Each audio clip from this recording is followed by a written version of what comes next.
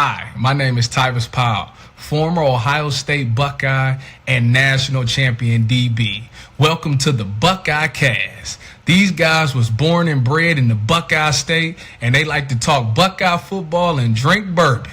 Subscribe to the show. Now pour up a drink and pull up a stool. Here's your host, Joe Warwick. Get him, Joe. What's up? Welcome into your Friday Buckeye Rush Hour. I'm sure we're going to get some Tennessee fans in here today, so look forward to that. You are welcome. Just don't start talking stupid. You will get blocked quicker than shit. So we're going to get you ready for this Ohio State-Tennessee game. We're going to give you my 5 keys to a Buckeye victory, and we're going to give you our best bets for the CFP games tonight and tomorrow. So lock it up. Get in here. Let's get in the comments. Start dropping your score predictions in there for the Ohio State-Tennessee game. What else? What else are we doing today? I'm going to do, let's see. We'll talk a little weather because that's a popular topic nowadays, apparently, for some reason. I don't know why. But, yeah, let's get into it. I want to do a little comparison of each position group here right off the top. Before I get into my 5 keys, 1 second. See if I don't think anybody's going to be joining me today, as far as Jeff and Sean go. But let me get in here and find out what's going on with you guys. We will get your comments and your score predictions. I gotta load this up and make sure people aren't getting crazy yet. Oh, yeah. 1 moment. All right. A little out of practice. Not doing shows as often. Sunday night, me, Jeff, and Sean will be back. Win, lose, or draw for the Buckeye game. So hopefully we'll be talking about a Buckeye W. Yes, Billy, I know they are annoying half. I will keep an eye out for them. So, let's see, what else? Get this thing rolling here, edit. Set up my banner, save, show it. So yeah, pop in the comments, drop your score predictions, any other predictions you got for the Buckeye game. I did want to show you guys, this is what we're looking at, the CFP bracket, in case you haven't seen it recently. So yeah, we got the toughest path, but that's all right. Penn State's got the easiest path, that's okay. What if we end up playing them or Oregon? Well, we can't play Oregon, but what if we play Penn State for the national championship game? That'd be insane. Notre Dame, Georgia is going to be interesting. I don't think Indiana, spoiler alert, I got Notre Dame beating Indiana. All right, so let's get to these comparisons. I'm going to go position group by position group. Let's see, we're doing 9 groups. So quarterback, I'm going to go with Will Howard. His numbers are slightly better than Nico's, especially passing the ball. Will Howard has over 2,800 yards. Nico has 2,500 yards. Will Howard has 27 TDs. Nico has 19. Yes, I understand Nico can get out and run and all that, but Will Howard can. He just hasn't recently. So I'm taking Will Howard, a sliver there. You could almost talk me into a push. So I'm going Buckeyes for the quarterback position. Running backs, I think you got a two-headed monster there with Ohio State, Quinshawn and Trey. Quinshawn's got over 100. What's Trey got here? 750. So technically, the two-headed monster is more than Dylan Sampson's almost 1,500. But he has 22 touchdowns. Ohio State's running backs cannot touch that. So I'm going running backs. I'm going Sampson. So Tennessee, give me their running backs. Wide receivers, this isn't a question, right? It's not a real question. Ohio State all day long. Jeremiah Smith probably single-handedly outgains their receivers. And their receivers are a little banged up, I hear. So their best receiver is Dante Thornton. He's got 25 catches, 650 yards, and only 6 touchdowns. So, yeah, I think we'll be all right. What else? Wide receivers. So that's an easy one. Tight ends. I don't know anything about their tight end group. I really don't know anything about Tennessee's tight ends. So we'll call that a push. How about that? Because Ohio State's isn't that great either. O-line, you got to go with Tennessee. Even if it was, it's Tennessee.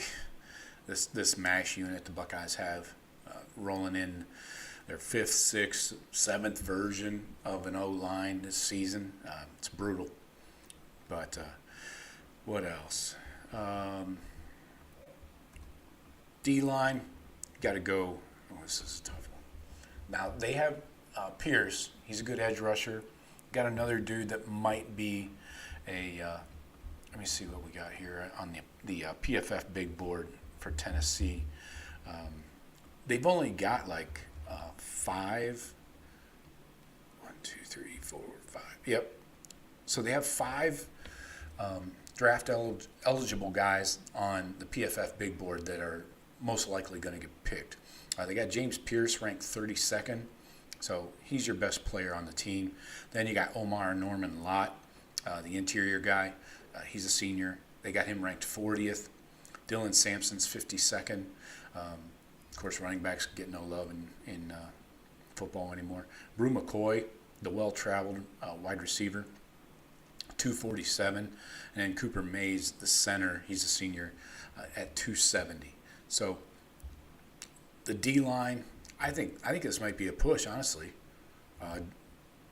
Looking at Jack and JT, and then you got Tyleek as well. Let me check and see where they're projected. So, yeah, you got Tyleek coming off the board. He's ranked 30th, so that's ahead of Pierce.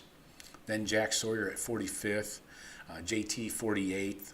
So I'm almost leaning with Ohio State's D-line here, just as an overall unit. And don't forget Ty Hamilton. I mean, I'm going to go Ohio State because they got more than just 2 guys. Linebackers, I got to go Ohio State here. Cody Simon's been playing out of his mind. Sonny Styles really has come on late in the year. And Arvell Reese has filled in well when he's gotten the opportunity. So Ohio State's linebackers definitely are the stronger group here. Let's see. Corners, I'm going Ohio State. Neither group is fantastic. I think we established that. So, but in this matchup, I'm going Ohio State's corners against the Tennessee receivers. Safeties, Ohio State, obviously, hands down. You got a consensus All-American with Caleb Downs. Lathan Ransom is an All-American by some publications, but safety group for the Buckeyes is easily the best. But one thing I want to point out when I was talking about those NFL rankings, the PFF NFL big board for the 2025 draft, they only have 5 guys ranked. We've got like a dozen, maybe 15. I didn't count them all up. Yeah, about 15. So this points out the talent discrepancy. I know they're from the big bad SEC and all that, but the Volunteers are not that great. They are not that talented. They have talent in spots like a D end, a D tackle, a quarterback, but the quarterback's super young. They got a good running back. Okay. What else? That seems like all you have. When you go to the Buckeye position groups, outside of the O-line and the tight ends, I don't see an area where Tennessee is better than us. And the running backs. One running back, though. So anyway. Let's take. Oh, I forgot to show you guys the grid or the bracket. There you go. So that's what we're looking at. All right, so let's get in here to my 5 keys to a Buckeye victory. Starting with the weather, 22 degrees for Saturday night in Columbus, old Columbus town. Winds out of the northeast at 6 miles an hour. Wind gusts up to 15 possibly, and the probability of precipitation 0%. So good, not great, but players can stay warm on the sidelines, and once you get into that game flow, after the first few hits, you're good to go. Your blood's pumping, adrenaline's pumping, So weather is a minor factor. Throwing the ball, which I expect the Buckeyes to do successfully, means you just those receivers got to keep those hands warm, whatever it takes. So 8 p.m., ABC, ESPN, number 9, Tennessee, number 8, Ohio State. Both teams are 10-2 in the Horseshoe. First ever playoff game in the Shoe. First ever December game in Columbus. The win secures a trip to the Rose Bowl, where we get a rematch with the Ducks. That's important to me. All right, so starting off, key to a Buckeye victory, number 1. Let's go. Show them this is the best defense in the country. Win the physicality battle up front. Stop that run.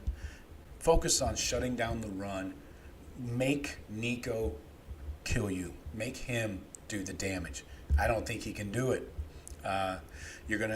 In dropbacks, you're gonna see some blitzing. They're gonna blitz the shit out of him. That's the old saying we always talk about. Defensive coordinators always say, blitz the shit out of a young quarterback. Drop back into zone and into coverage against a seasoned quarterback. So Nico, the young guy, he's got a big arm, live arm. He's got, he's 6'6". He's got long legs. He can get out there and stride if you give him some space. So I don't think that's going to happen. The Buckeyes have the 5th best run defense grade in the country. We are hold on. Rushing yards allowed, we are 6th in the country, allowing 97.3. If we hold Sampson under a $125, that's a win for the Buckeyes easily. 5 of Ohio State's starters have a run defense grade above 80. That's fantastic. So stop the run is the focus on defense, and win that battle up front. I think Jack, JT, Tyleek, Ty Hamilton, you got to get some rotation going though, Larry Johnson. You can't just send these 4 out, and if it's a close game in the 4th quarter, they got their hands on their hips and shit. So we got to see a little rotation at some point. Stop the run. Stop the run. That's it. Key to Buckeye victory number 2 on defense. Another defensive key here. Just limit the big plays. Like I said, Nico's got a big arm. When he gets out of the pocket, he's looking downfield. He's looking to throw initially. So don't let him get out there and find somebody behind the safeties, right? This is on the defensive backs mostly. Stay in phase. Let's try not to get penalties, but stay with your man till Nico's on the ground. Yes, QB run, like I mentioned, is a key. Is a focus, so you can't let him go out there and quickly get a 20-yard gain or a 30 or whatever, at the blink of an eye. So you got to be ready, be disciplined, and that front 7 with the wide splits that the receivers like to trot out there for Tennessee. It keeps your corners away from the line of scrimmage. They can't help in the run fit.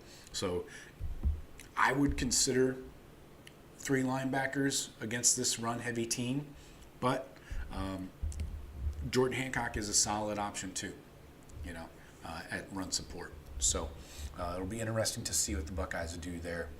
So anyways, no big plays. Just limit the big plays on defense. They need big plays to keep this close or to even try and win the game. I don't think they're going to get it. else here? I'm checking the chat, make sure nobody's getting loose. This Buckeye defense is one of the best in the country. Again, I'll talk about the passing yards. Second in the country in yards allowed, 144. We hold Nico under 200. That's a win for the Buckeye defense. I don't think they can get big plays for touchdowns against this defense. I really don't. All right, key to Buckeye victory number 3. Let's flip it over to the offensive side of the ball. Use the pass to set up the run. This may sound very, very familiar from 3 weeks ago. This is exactly what I said about the game against Michigan. Use the pass to set up the run. Do not run directly into the teeth of this defensive line. I feel like I've said this before. Extreme sense of deja vu right now. Okay? Use the screens. Hit the running backs on the little swing passes out to the flat. Or those short passes, 0 to 9 yards, right? Will Howard has an 82% completion percentage, 0 to 9 yards. A 7.7 yard average and 9 touchdowns. Seems like a win, right? There's going to be open spaces across the middle of the field. So I see a Mecca trotting through that secondary for the Volunteers. JJ, we've all talked about it for 3 weeks. Get the ball into your playmakers' hands. It does not have to be a 35-yard deep ball. Let your receivers do the damage with their legs. Carnell can do it. Mecca, obviously. JJ, we've seen him do it. So everybody should be relatively healthy. There should not be any injury excuses. So use the pass to set up the run. Yes, I know that includes the O-line, but if you're just taking like a 2-step drop, 3-step most, to hit a 10-yard pass, you shouldn't need much protection help, much time to be protected in the pocket. So the Buckeye O-line is a key in that factor, but just use the pass to set up the run. And I'm talking about this is more towards Chip Kelly and Ryan Day in play calling. Key to a Buckeye victory number 4. Will Howard. We need a clean operation on offense. We need we can't have any boneheaded plays. We can't have picks inside our own red zone. No picks, no fumbles, no penalties. So Tennessee needs turnovers to keep this close. You can't give them the ball. You can't do it. So we need a clean operation. And we need to see Will Howard running the ball a bit. Maybe that's that speed option. Every time we've ran it with Quinshon, it's gotten yardage. Problem is, we never go back to it, with Chip Kelly. So Will Howard, this is on you. Mistake-free football and use your feet to extend drives. Go scamper for 5, 6, 7. Keep us ahead of schedule.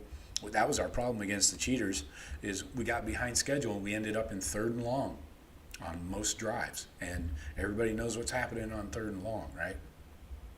So, and key to Buckeye victory number 5. This is also a repeat from the Michigan game.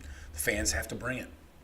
Again, if you're pumped up about a night game in the shoe to move on in the playoffs, then you got to be freaking loud, man. Force these guys into a silent count. A young quarterback with Tennessee on a silent count sounds like a nightmare scenario. So we need the players, fans, everybody, bring that emotion. This is a real playoff game. You got to survive and advance by any means necessary. And the fans need to take on part of that responsibility in the stadium. So let's take these guys into deep waters and let this talent win out. But, let's kind of not let it get that. I don't want this to be a game in the 4th quarter. Let's pound these guys into submission. So, All right, let me get into the chat, check on the comments. And we got Billy, the first man in. Yeah, I'm keeping an eye out for the Vol trolls. They suddenly got the internet in Tennessee, I guess. How'd they run those wires up those mountains and shit? I don't know. Again, I'll say Tennessee fans, you're welcome in, but you don't get to drink the good bourbon. You get the back of the bar stuff that my grandma gave me or something. Odysseus is in. OHIOTU. Stephen Cherry, Buckeye Dog 22. Ohio State 31-20 over Tennessee. Then back out to Cali to have some roasted duck for New Year's Day. That sounds delightful. Sign me up for that plan. Who's preparing that duck? Chip Kelly? Ooh. Steven says, SMU upsets Penn State 27-24. Franklin wets the bed again. Oh. Just can't get over these matchups, can he? These ranked teams. Franklin just can't get over them. Steven says, Clemson over Texas 35-31. Ooh, high scoring affair. All right. I didn't see it that way, but nice. Stephen Cherry says, Indiana shocks Notre Dame 24-21. How about that? That's shocking me right now. Odysseus. And Steven says, special teams will be critical against Tennessee. Yeah, we can't lose that special teams battle. We can't be, a Trey Henderson and covering a kickoff at the 6. You got to know the freaking rules, time and place. You have to catch the ball. You can't let it hit the ground unless it's in the end zone. You got to catch the goddamn ball and advance it. So I agree with you. Kicker, I'm out on our kicker. I don't know, man. I'm not kicking field goals unless it's like inside the 15. Chip shots. Otherwise, we're going for it. Fuck all that. We can't. That costs us the game against the cheaters, man. I feel better about running our offense.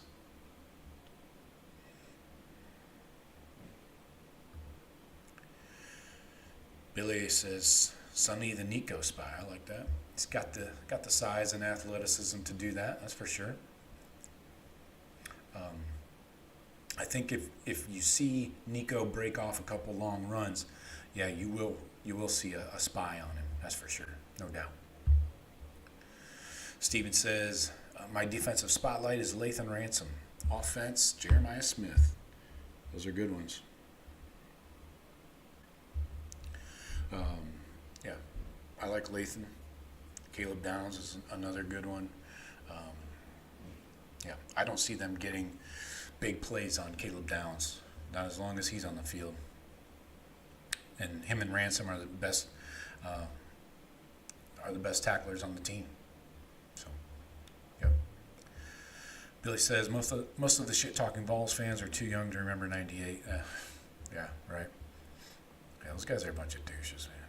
What are they doing? Swish, who's all going to support the Bucks? I-O.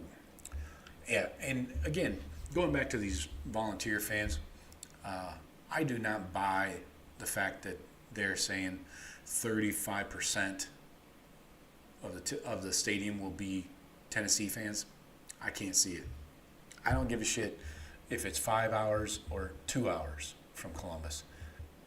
I don't see these hillbillies making the trek. I really don't. So, yeah. Swish says, Tyleek got to show up this week. Hey, that rhymes. Good job. Yes, I had Tyleek on the Sunday show. He was one of my microscopes. So, yeah, Jeremiah Smith and Tyleek were my two microscopes, offense and defense. Odysseus says, need to rotate the D-line, can't be gassed in the fourth quarter. Exactly, that's what I said, man. Yeah, you could probably say that's how Mullings bounced that third down play for 26, 27 yards, in the fourth quarter. there was not any rotation going on. I think Caden Curry had like 3 freaking snaps for the whole game.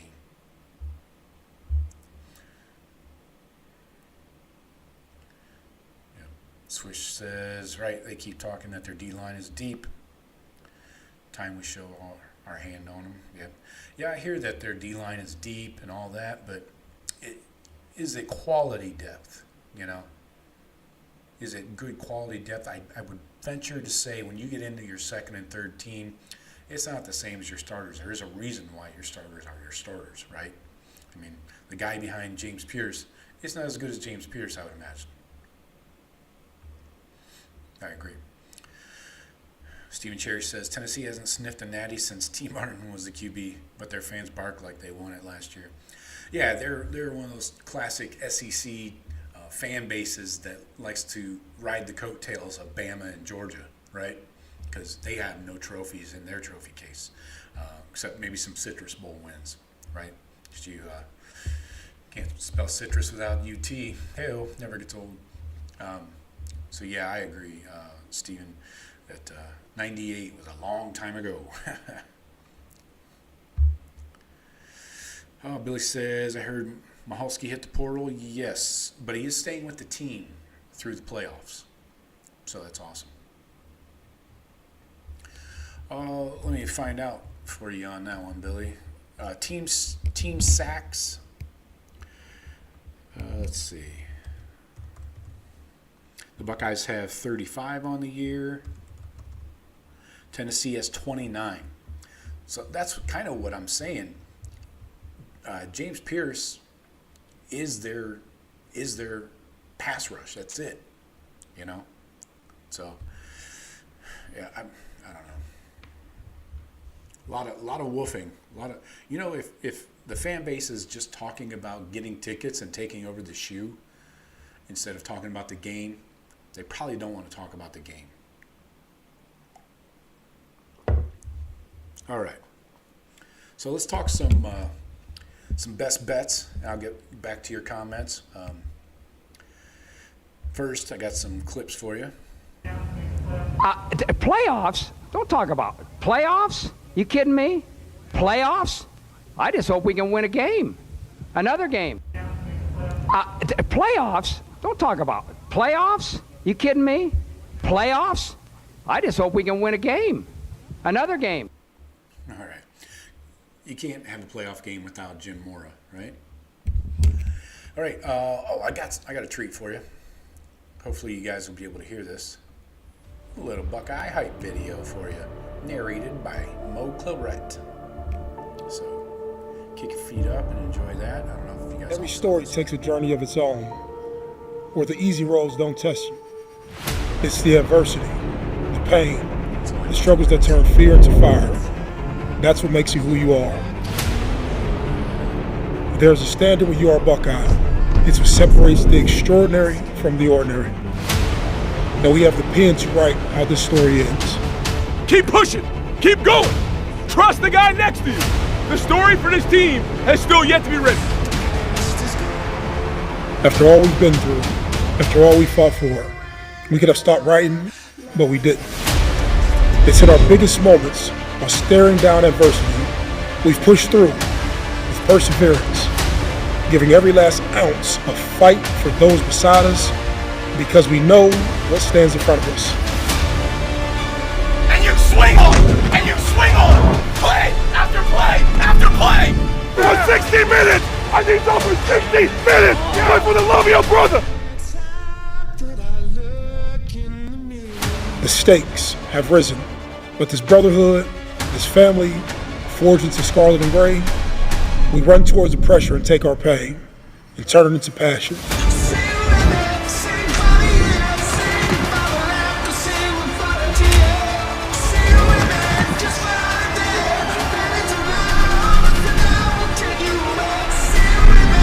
Whatever you feeling, whatever you going through, take it on that field and leave it all out there.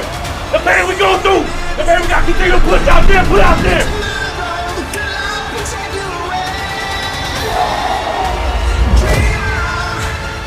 Go do it, man. Go do something special. It's all out there for it. You write history.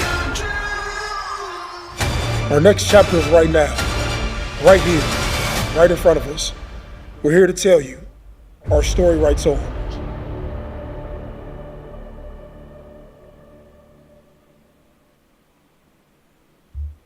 All right. Love it. That'll get you hyped up on it. I love that Maurice Clarett is welcome around the program now. And he's done a 180 on Ryan Day, and he has thrown his entire support behind Ryan Day. I think it was just like a year ago at this time, after losing to Michigan, he was banging on Ryan Day pretty hard on Twitter and social media and stuff. So for him to now throw all of his weight and his support behind Ryan Day, and he's around the team like almost on a daily basis, I think that's pretty awesome, and I love it. Give me more former stud players around the program if you can. There's a lot of them, I know. So anyway, let's pop some more of these questions and comments back up here, and we're getting to our best bets. Again, you guys are welcome to play along with me. We're going to run through the 4 playoff games and get you set up. We got the Notre Dame game coming up here in a few hours. Should be a good one. I've got a interesting photo from their campus. Swish says the PSU of the SEC is Tennessee. Billy says, I thought that was Ole Miss. Yeah. 6 and 1/2 dozen, whatever. Tit for tit. David Kitchen, good to see you. He says, I'd have C.J. Hicks blitz all night long. That's fine. I got no problem with that. As long as he can contain Nico, keep him in front of him. That's the key there. C.J. will get a little loose, maybe miss a tackle here or there, though. All right, so let's get into our best bets. And nobody's talking about Josh Heupel versus Ryan Day. What has Heupel ever done? Hendon Hooker and Jalen Hyatt are not walking through that door. This is, I don't know. I'm not impressed with Josh Heupel. He just, he picked up the program when they were going through NCAA shit, from Jeremy Pruitt. So give me Ryan Day. At least he's got more experience, in big games, playoff games and stuff. We've been to playoff. See, that's the thing is with these Tennessee fans, they're shitting their pants because they've never been to the playoffs before, even when it was a 4-team or a BCS era. They've never been to it before. We do this. We know what the playoffs are, the meaning, how important it is, and Ryan Day and the staff have been through this multiple times. This is Heupel and Tennessee's first time through the ringer. So anyway, just wanted to bring that up. So let's get into our best bets here. Tonight, 8 p.m. Eastern, ABC, ESPN, number 10, Indiana, at number 7, Notre Dame, at Notre Dame Stadium. So, I do not have my page open. I should have. Here we go.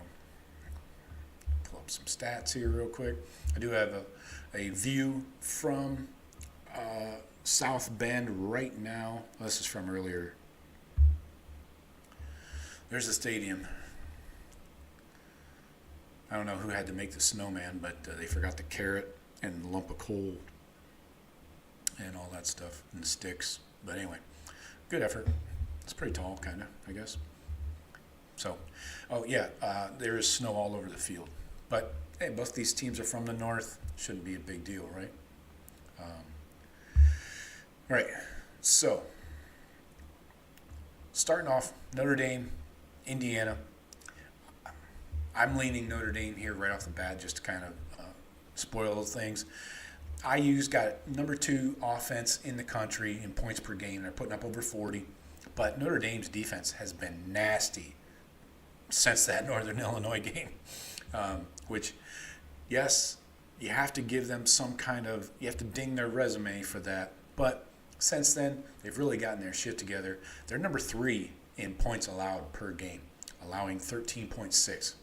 Yards per game, IU is 41st on offense. Notre Dame's defense, 7th. They're only allowing 297 per game.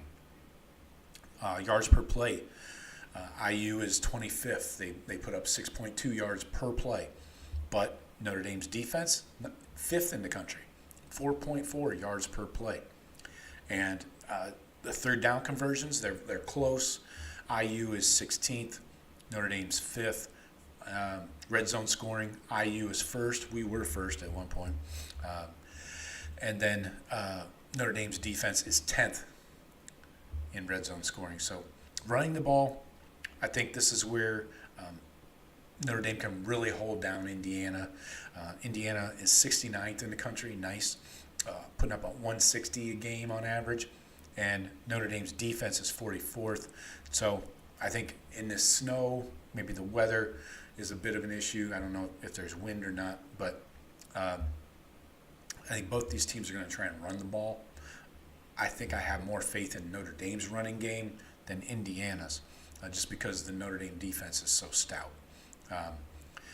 Passing the ball, you can try it, but IU's not great at throwing the ball. They're 34th in the country, putting up 255 a game through the air.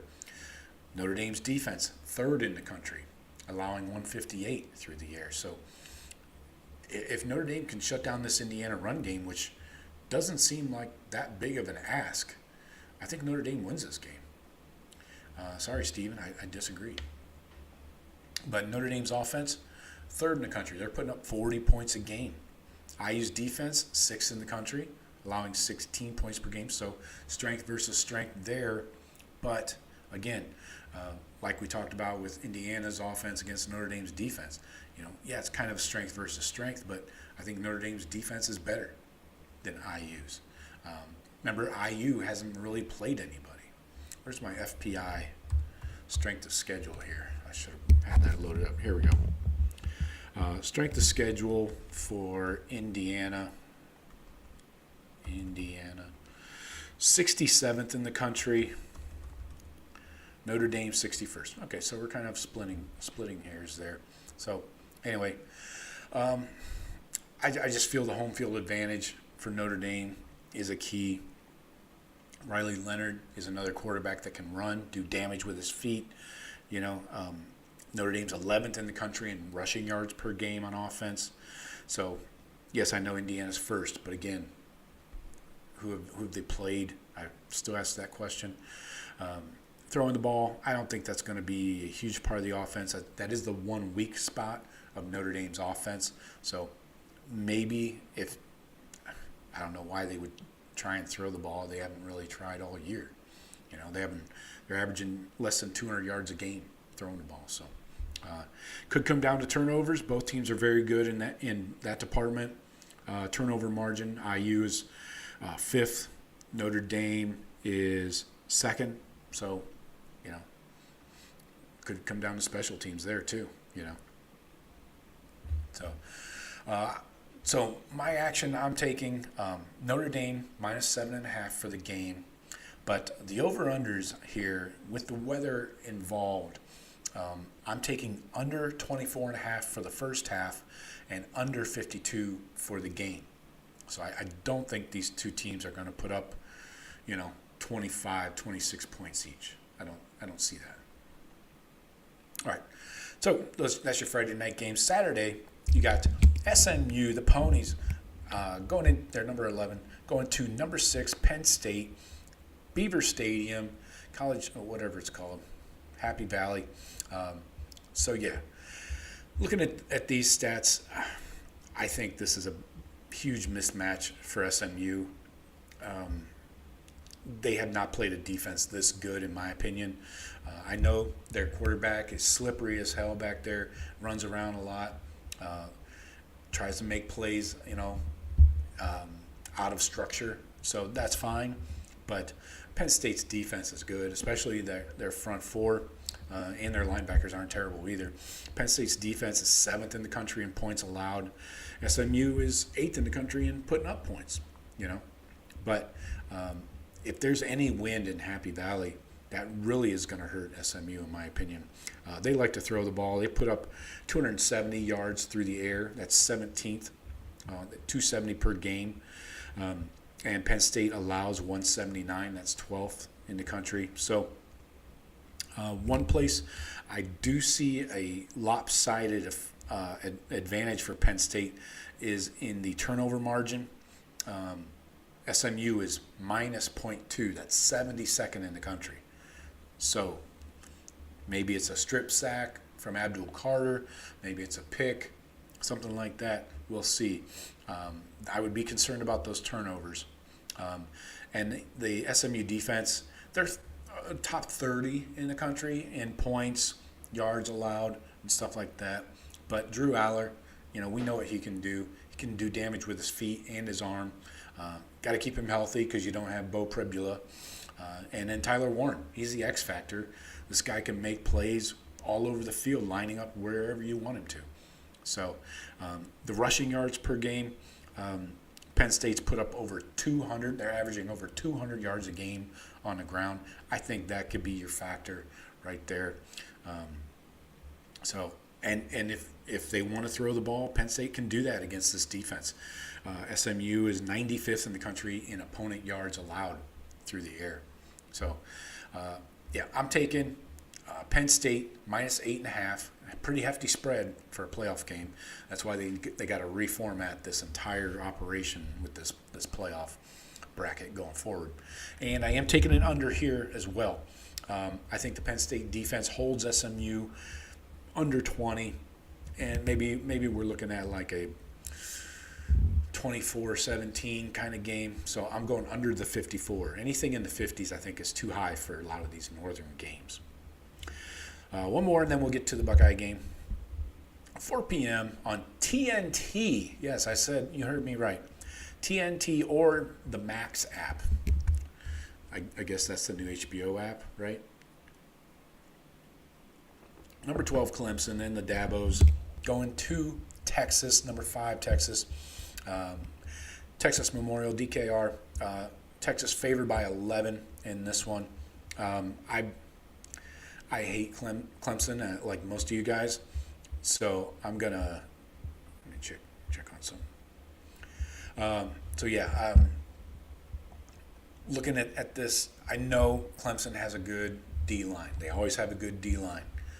But they're giving up some points. They're 39th in the country in points allowed, 56th in the country in yards allowed. Running the ball, they're 45th in opponent yards allowed on the ground. Passing, they're 69th. Not nice. They allow 224 through the air, and that's what Texas does well. They're 12th. The Texas run game is 60th, so, not a big deal there. If Quinn Ewers can stay healthy, stay in the game, is his ankle 100% yet? Probably not. And maybe they use Arch Manning, maybe some spot duty, some QB run plays, things like that. So I think Texas rolls these clowns. Spread's a little hefty, but it's a home game again. It's at Texas. Weather obviously is not going to be a factor in Austin. And you do have Matthew McConaughey versus Dabo Swinney. I don't know. Seems like an easy McConaughey win, doesn't it? So, yeah, I'm taking Texas minus 11. I'm not touching the over/under. What was that? That over/under. It was 50.5. Yeah, I think they can blow that away. That's what she said. So, yeah, take Texas at home. And now for your Buckeye game. 8 o'clock, ABC, ESPN. Oh, sorry. The 4 p.m. game is TNT and Max as well. So, whatever. 8 p.m. Eastern, ABC, ESPN. Number 9, Tennessee, coming to Columbus. Number 8, Ohio State is the host at good old Ohio Stadium. I got a lot of action on this game, a lot of player props, so feel free to play along with me. I'm kind of sad that we did not get any Tennessee fans in the chat here. Oh, forgot to take that photo off the screen, didn't I? Good job, dumbass. Anyway, so let's talk Buckeyes. All right. Points per game. Tennessee's offense coming in. They're 15th in the country. Our defense is number 1 in the country in points allowed. Number 1 in yards allowed per game. Number 2 in yards per play. The rushing defense, 6th in the country. The passing defense, 2nd in the country. We banged on the corners a lot. IGB is, he's a referee's wet dream. And Denzel, he's done all right since that Oregon game. That's really the one bad game he had. And freaking Oregon has really good receivers, So, anyway, we're 2nd in sacks percentage anyways. So this Buckeye defense is not going to allow Tennessee to get big plays. They don't hit big plays. Yards per pass, the Buckeyes are 7th. They allow 5.8 yards per pass completion. The big plays just aren't there, right? The rushes, yards per rush, they're 5th in the country, allowing 2.9 yards per rush. We don't allow the big plays this year. They just don't happen. Why is that? We got Caleb Downs back there. He's tackling dudes at or near the line of scrimmage before they can even get going. So this Buckeye defense is going to hold Tennessee down. I'm going to go back and check my scores, me, Jeff, and Sean's from Sunday night. I'll pull those out and dust them off here. I think we keep Tennessee under 13 points easily. And if there's any win, good luck with your freaking kicker, man. So yeah, here I got 31-14 is my score from Sunday. I'm going to stick with that. Jeff had 24-21. Sean had 28-17. So everybody's under the 47.5. So my action, I have the Buckeyes -7.5. I have the under 47.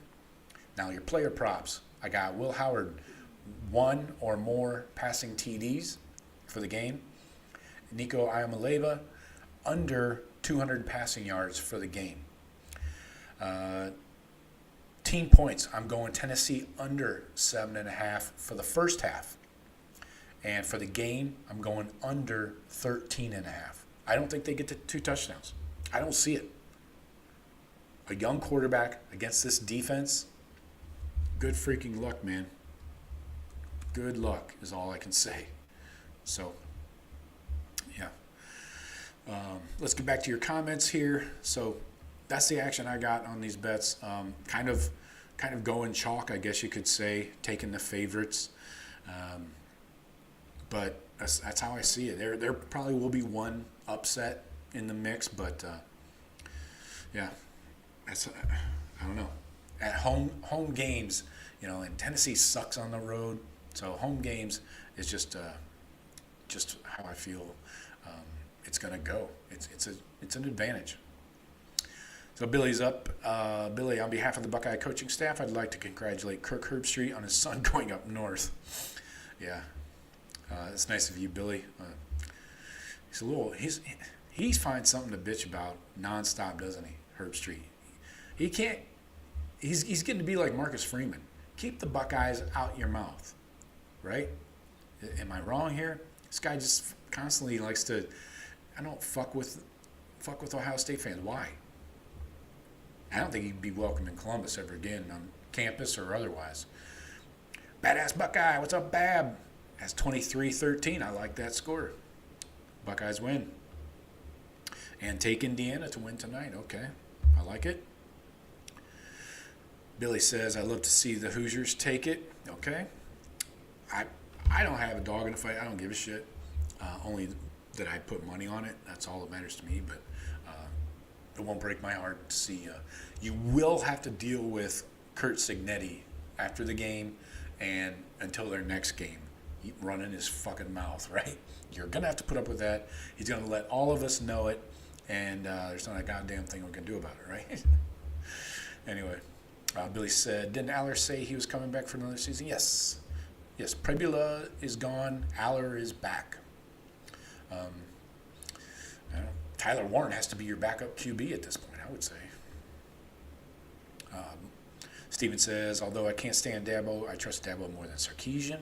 That's fair. After last year, Texas losing to Washington, that was a different Washington team, though. It's not your typical Washington. You had Penix and a fleet of receivers and a solid run game, a little D. But, yeah, I get your point, though, Steven. He does have the experience factor. But I don't think he has the talent factor. I'm not a Cade Klubnik fan at all. Yes, he's played better as of late, but I don't think he can go against a top 5 team and get it done. I just don't see it.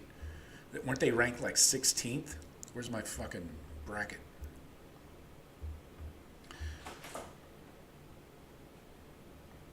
Yeah. Yeah, Clemson's ranked 16th according to the CFP rankings, so I just don't think he has it. Let's see. David says, whoever runs the fastest, hits the hardest, going to win the game, period. Hopefully our guys show up pissed off, because they should be. Exactly. I agree. Okay, we got a Vol fan. Good luck to you. Billy says, Knowles was so upbeat in the presser, good sign. Yeah, that's when he has the keys to the combination, right? Mike says, Kirk is always complaining. Tennessee fans aren't huge fans of him. I don't know a fan base that is a fan of Kirk Herbstreit, honestly. Mike says, I like this guy. He's got his OSU bias, but to be fair, I've got my Tennessee bias. I appreciate that. Yep. We know our limitations and our, where we're coming from, so it's all good. Billy says, I don't trust Quinn Ewers in big games. That's fair. Mostly because of his health, right? You don't know when he could get knocked out of a game or twist an ankle or whatever, But I think I'd feel all right with Archie Manning in there.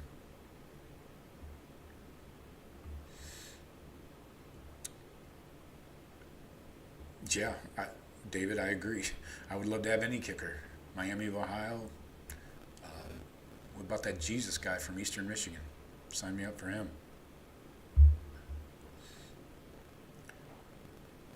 Yeah, yours isn't big in big-time moments. I agree, Mike. Billy says, Kirk is good in the booth, but he ought to shut up everywhere else. Yeah, he injects his opinions way too often into conversations where it's not needed, So, but that's Herbstreit. But, all right, folks, enjoy the game Saturday night. I'm going to bounce, go pour a drink, and me, Jeff, and Sean will be back Sunday night, 7:30 Eastern, and hopefully we'll be celebrating a Buckeye victory and moving on to the next round. Okay, Tennessee guy gets the last comment. Says, I see the OSU versus Tennessee game being 2014 or something game. I don't expect a lot of scoring. Yeah, I agree. The temperatures are going to be a little dicey for scoring. So, all right. That's all I got. I'll talk to you guys later. Go Bucks.